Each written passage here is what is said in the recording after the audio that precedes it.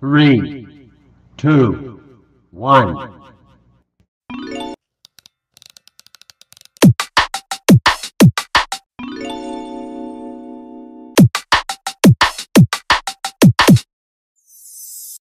Baiklah, materi kita hari ini adalah mahasiswa dapat memahami model dan prinsip pengembangan kurikulum. Oke, sebelumnya kita harus mengetahui apa itu model pengembangan kurikulum. Model pengembangan kurikulum merupakan suatu alternatif prosedur dalam rangka mendesain, menerapkan, dan mengevaluasi suatu kurikulum.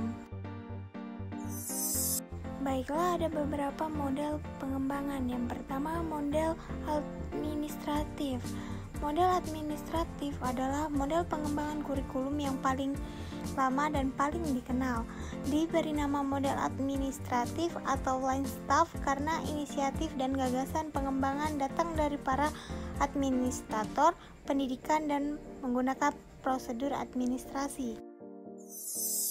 Oke, yang kedua adalah model pendekatan grassroots.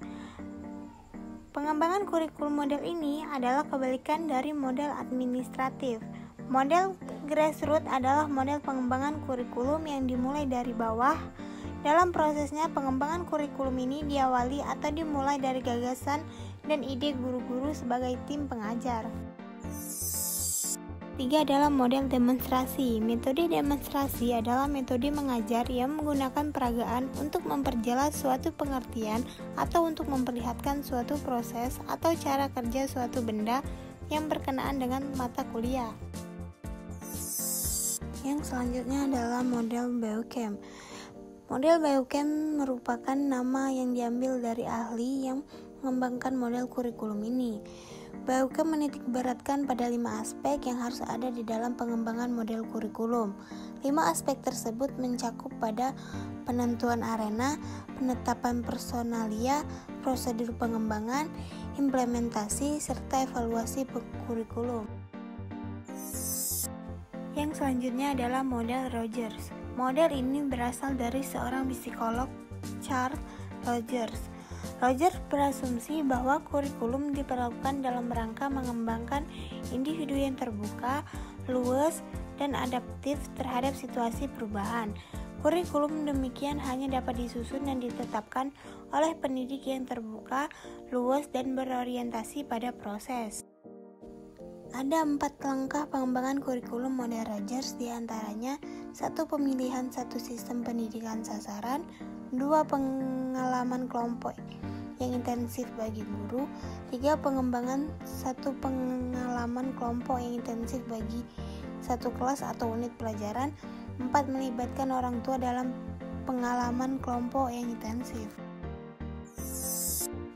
Yang selanjutnya adalah model pemecahan masalah. Model pembelajaran pemecahan masalah adalah suatu rencana dan proses untuk menemukan kombinasi dari sejumlah aturan yang ditetapkan dalam upaya mengatasi situasi atau masalah yang dihadapi dalam pembelajaran di kelas atau secara bersama-sama. Pemecahan masalah penting untuk diajarkan pada siswa sekolah dasar. Dan ada beberapa model pengembangan lainnya. Kalian bisa lihat di YouTube, di Google, atau di mana saja. Yang selanjutnya adalah prinsip pengembangan kurikulum. Kurikulum dikembangkan berdasarkan prinsip bahwa peserta didik memiliki posisi sentral untuk mengembangkan potensinya agar menjadi manusia yang beriman dan bertakwa kepada Tuhan Yang Maha Esa, berakhlak mulia, sehat, berilmu, cakap, kreatif, mandiri, dan menjadi warga negara yang demokratis serta bertanggung jawab. Dan ada beberapa prinsip secara umum. Yang pertama, prinsip relevansi. Yang kedua, prinsip fleksibilitas. Yang ketiga, prinsip kontinuitas. Yang keempat, prinsip efektivitas. Yang kelima, prinsip efisien.